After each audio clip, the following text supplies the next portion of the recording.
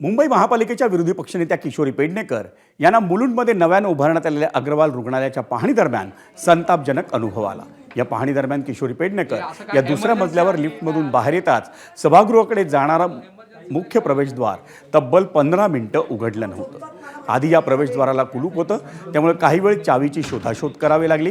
त्यानंतर चावी मिळाली खरी, पण 15 मिनिटं दरवाजा अडकल्यामुळं विरोधी पक्षनेत्यांना प्रवेशद्वाराबाहेरच ताटकळत उभं राहावं लागलं। त्यामुळे किशोरी पेडणेकरांनी नाराजी व्यक्त केली।